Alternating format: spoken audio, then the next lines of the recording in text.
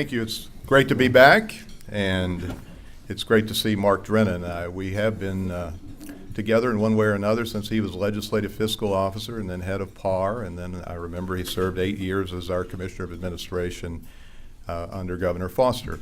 And as I look out, I see a lot of familiar faces, and I think this is the fourth time I've had the pleasure and honor of being with you as the speaker, and the last 3 times I remember right here in one of the rows, front rows, would be Jim Brady, the late judge, and great man, and I'm sure many knew him, and we will long remember him, and we miss him. And if we had more people like Jim Brady and like Mark Drennan, we'd have a much better state and a much better country. I'm not going to talk about the First Ladies. It's going to be pretty much a G-rated speech, I think, but we might push the limits just a bit. But a few weeks ago, I celebrated a birthday, and I'm honored that I celebrate my January 15th birthday not only with Dr. Martin Luther King and Drew Brees, but also the great writer Ernest Gaines, who I usually visit with on our respective birthdays. I was born on his 25th birthday, and he just turned 85, so you can kind of figure out how old I am.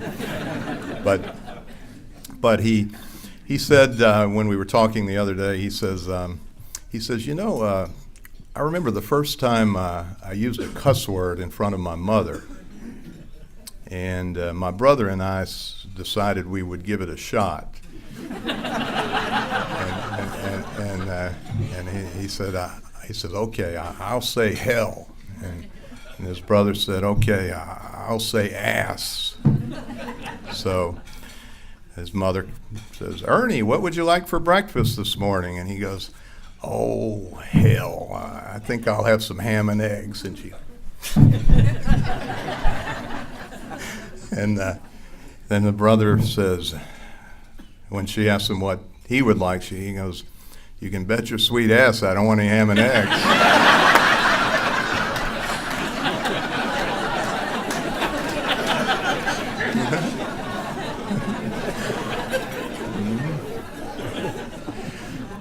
I see the great Ned Clark back here, who led LSU to 2 SEC championships in 1953 and 54 on the basketball court. And when I was a student at LSU in 1979, LSU won its first championship in basketball, conference championship in 25 years, and went to the Sweet 16 and lost to Michigan State, Magic Johnson, 87-71. They were without Dwayne Scales, by the way, who had been suspended, and Rudy Macklin, who was hurt, or they might have won the national championship that year. But after they lost, I was rooting for DePaul. Ray Meyer was their coach, and he led DePaul to the Final Four in 1943, and then he did not get back until 1979, 36 years, between 29 and 65, but he finally made it back. And I was watching that game in my dorm room at Kirby Smith Hall, room 1108, and I remember being so happy that DePaul beat UCLA to get to the Final Four, and I went over to Chime Street, and it was St. Patrick's Day, March 17th, 1979, and I was unaware. This was before the big Perkins Road Parade, and they had this big party at a bar that many of you will remember called Magoo's. And it was wild with bikers, and I had my first green beer. And I always remembered St. Patrick's Day, 1979, Baton Rouge, Magoo's, DePaul beats UCLA and goes to the Final Four. But in the last few weeks, I found out that something else quite momentous happened on that day, March 17, 1979, in Baton Rouge. It was the day that Stormy Daniels was born.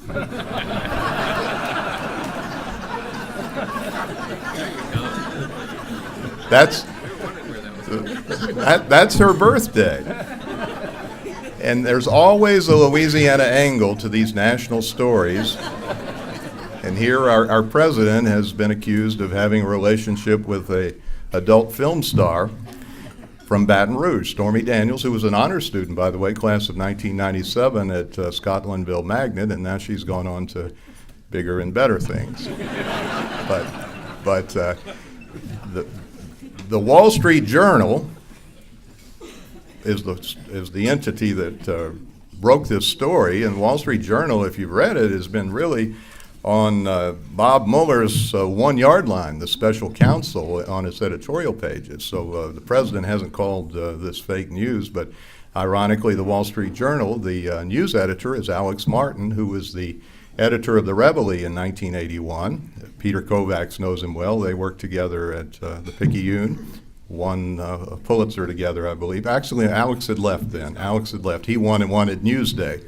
But Alex is a New Orleanian who is news editor of the Wall Street Journal. Dean Baquet is a New Orleanian who's the guy who runs the New York Times. So generally we have a Louisiana angle, and quite often in high places. Our state only has 1 out of every 70 Americans lives in this state. California, 1 out of 8 people who live in America reside in the state of California. And it's a state that produces great news for people who cover it. And little did we know that Stormy Daniels would be a Louisiana native. Now, Jay Connaughton, who did the commercials for President Trump in 2016, he's from Covington, so there's another Louisiana angle. But Ray Strother, who handled Gary Hart's campaigns for president in 1994 or 84 and 88, he's a guy who started his career here in Baton Rouge with Gus Weil.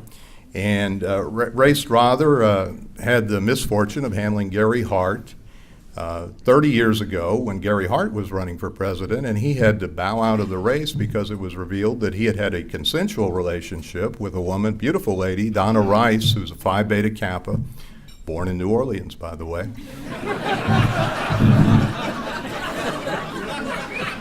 But they went to Bimini on the monkey business, and unfortunately there was a photographic evidence, and Gary Hart's career basically was over after that as a political candidate.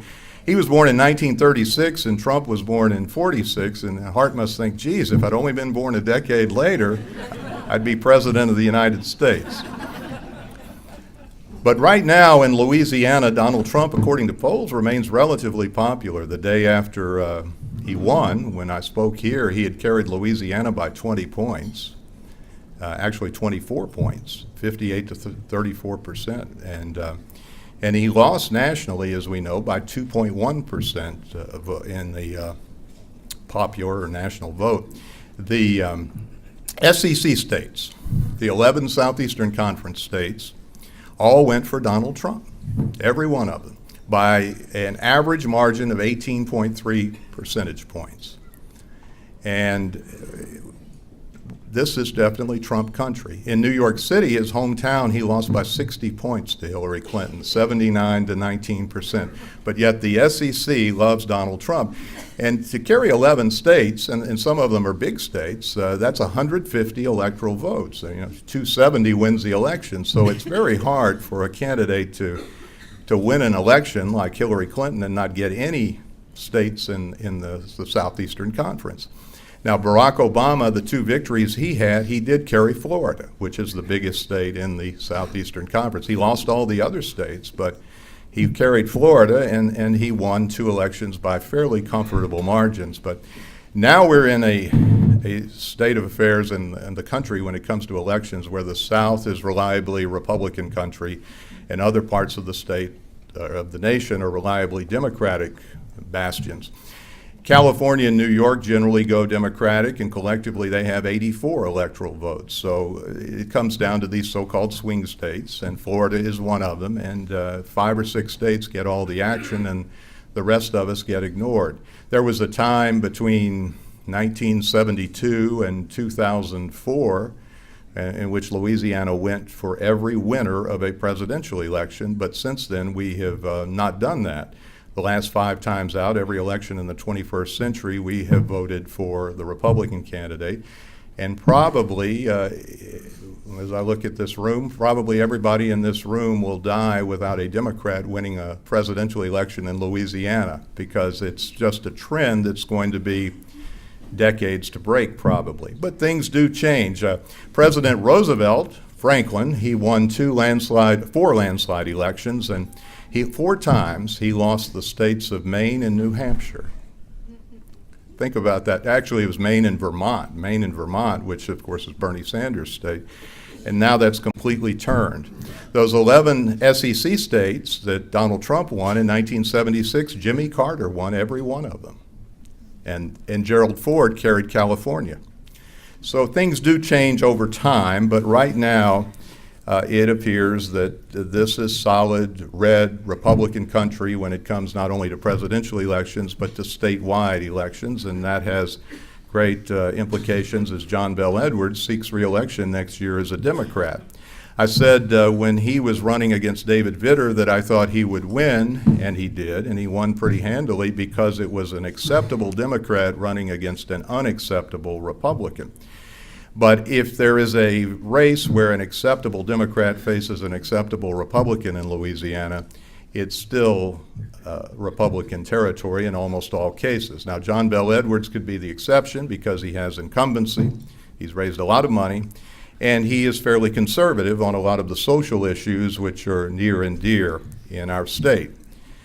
But something has happened over the course of the last decade, not only here but elsewhere, in which many places are now more solidly Republican than they were before, and President Obama, who I don't think intended to be a polarizing figure, he won 2 landslide elections, 5 million and 10 million votes for president, but 870 Democrats lost their jobs in either state or national legislatures during his tenure.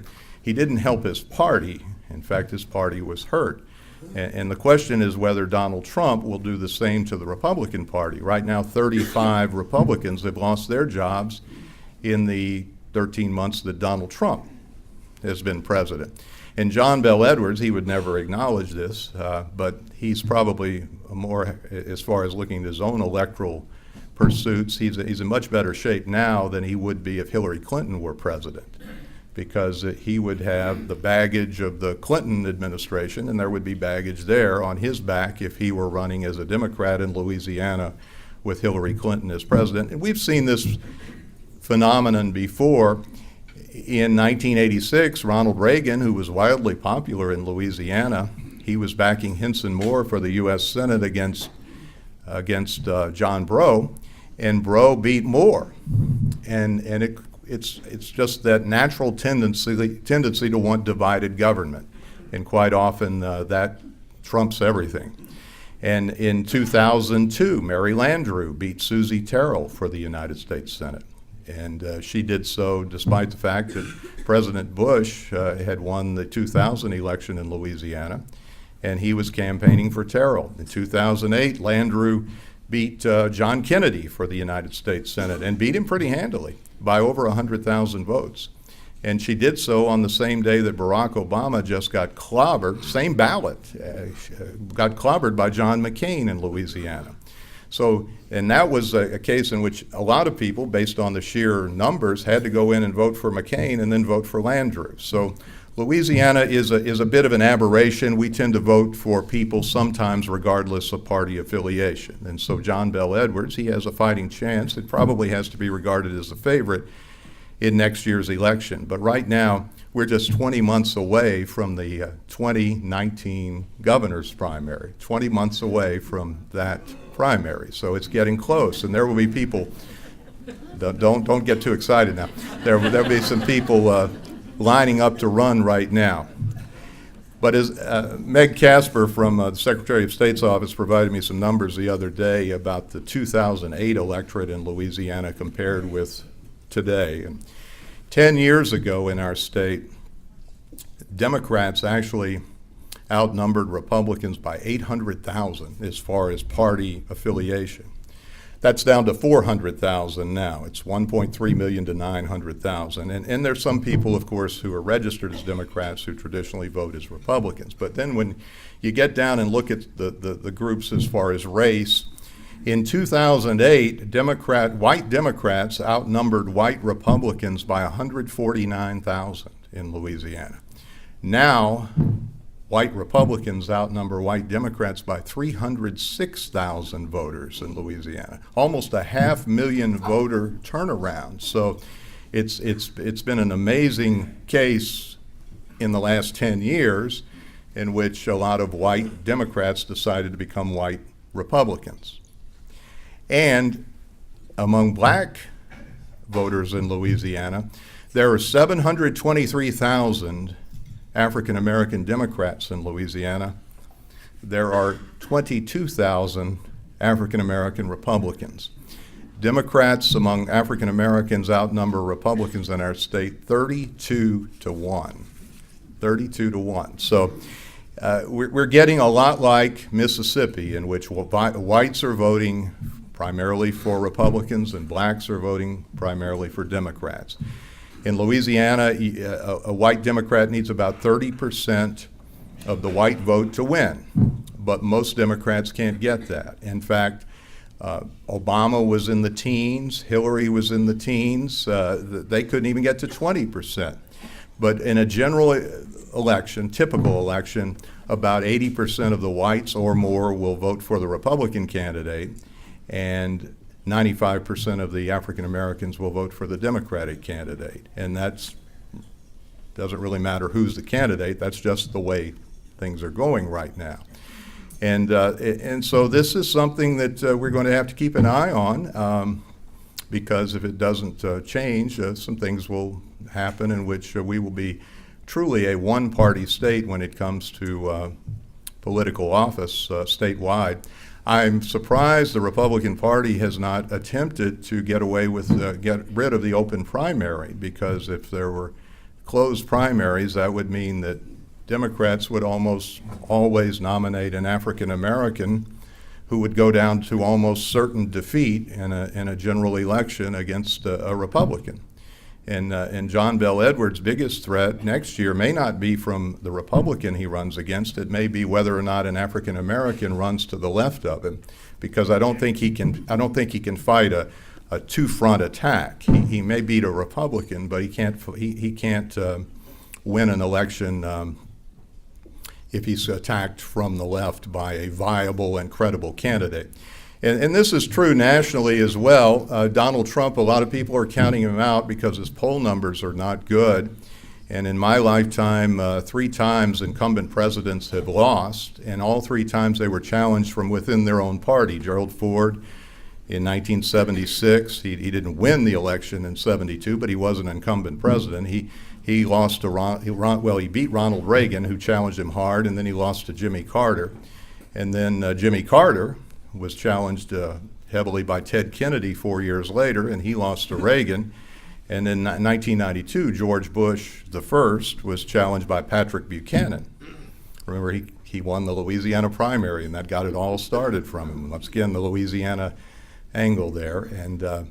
And Patrick Buchanan caused Bush to be wounded enough that he ended up getting fewer votes than any incumbent president on a percentage basis since 1912. So he had a terrible time, 37% of the vote in 1992, and that was because he was challenged from within his own party, and I think that's when the erosion began, because a year earlier he'd been wildly popular after the Iraq War, and because of that, no prominent Democrats stepped up to run against him, and we ended up with Bill Clinton winning the election.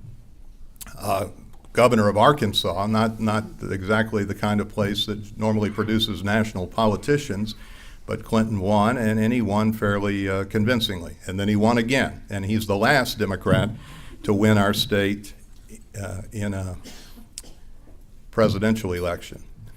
In 2020, Bill Cassidy will run.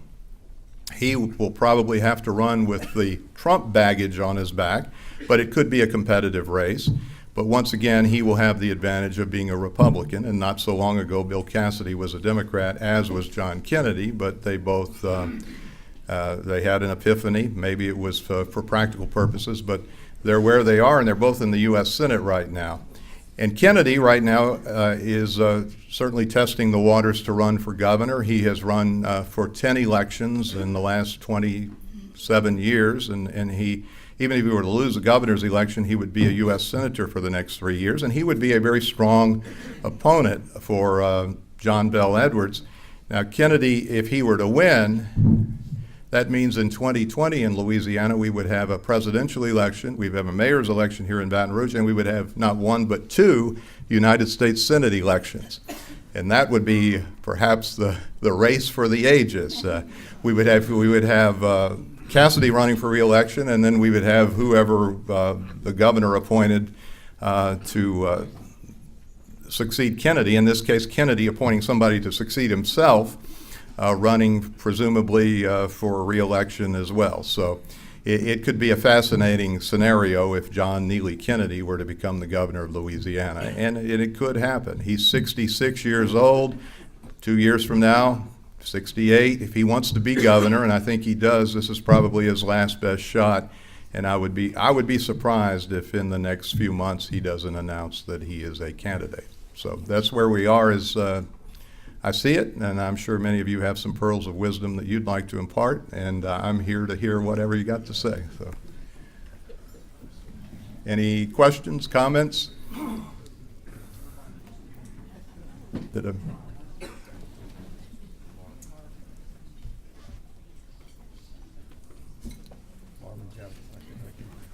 Marvin? With all your, your commentary background, you hear this term fake news all the time. How much is it just slanted, or how much is really fake news, and who's responsible, and should we trust the normal, the media, or some of your thoughts on all that? Well, I think most media operatives are honest brokers. They're not trying to spin. If they wanted to do that, they would be in another line of work. But fake news, in my view, is when something is intentionally fake and presented as real. And that is extremely rare. It does happen, but it's usually not from people who work for the New York Times or the Washington Post or the Baton Rouge, New Orleans Advocate. It's from people who have an agenda. And now with the World Wide Web, everybody can be a reporter. And sure, reporters have opinions. Sometimes they get into stories. But generally speaking, reporters are taught that they're to put all that aside, and most of them do. And I've known some stories done by people who liked the people they were covering. Bill Clinton, I think, was generally liked by the media, but they were all over him on that Lewinsky story, and it almost cost him his job.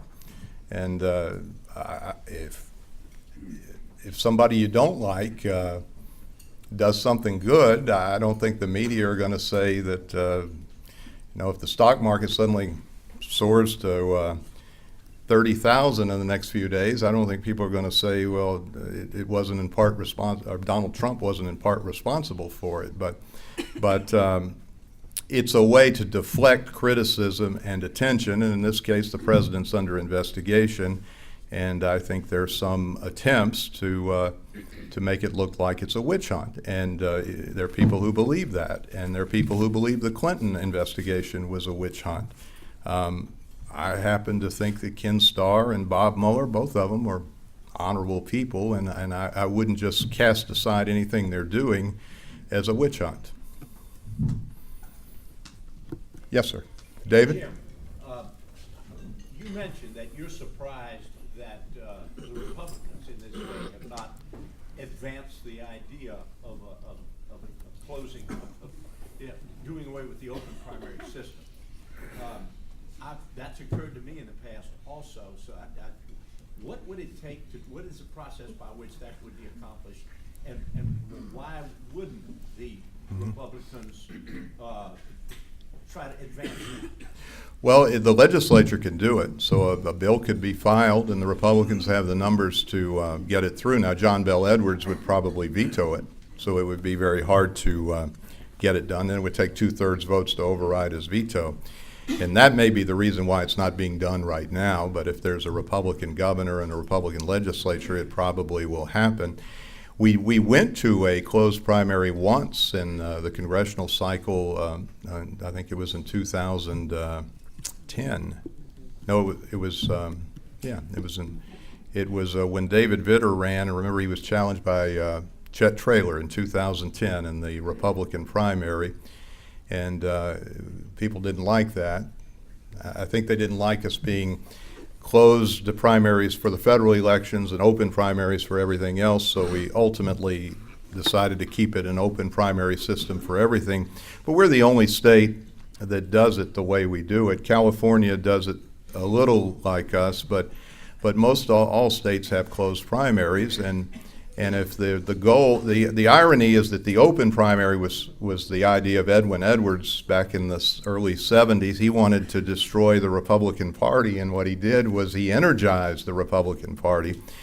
And now if the Republican Party really wants to make sure that a Democrat doesn't win for a while for a statewide office, this is a way to do it. But Democrats aren't winning anyway. The only Democrat who is in office statewide is John Bel Edwards, and he won only because he was running against David Vitter. And it is amazing how the electoral tide has turned. 2003, when Bobby Jindal won his election for governor, he got 443,000 votes in the primary, but 4 Democrats and a few minor candidates collectively, Democrats, they got 803,000 votes in the primary. It was Kathleen Blanco, Richard Ayoub, Buddy Leach, Randy Ewing, and a few minor candidates. But there's no way Democrats are going to get 803,000 votes in an election anytime soon as in a primary. And even though Edwards won, he knows he won because it was a low turnout election against a weak opponent. And to put it in perspective, Donald Trump, who holds the record for most votes in a Louisiana election, 1,178,638. He received 26,000 more votes than John Bel Edwards and David Vitter combined a year before. So Vitter and Edwards combined got 26,000 fewer votes than Trump did singularly in 2016 in Louisiana. Yes? Do you have any comment on local elections?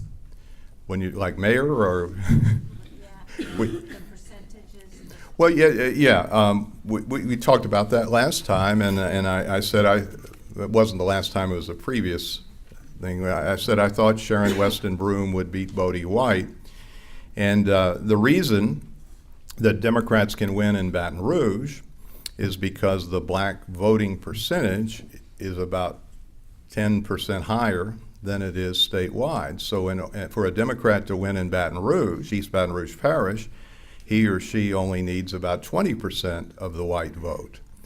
And that's enough. And because of that, if you look at the elections, Democrats are winning. Like Obama carried our parish twice. And in 2016, Hillary Clinton carried East Baton Rouge Parish. And Foster Campbell even carried East Baton Rouge Parish over John Kennedy. I'm sure many of you know Reverend Chris Andrews, who comes on the radio with me every now and then. And Foster Campbell, he was not a good candidate statewide. He got 39%. But he said, poor Foster Campbell, he says, that man couldn't get a vote in a women's prison if he walked through with a handful of pardons.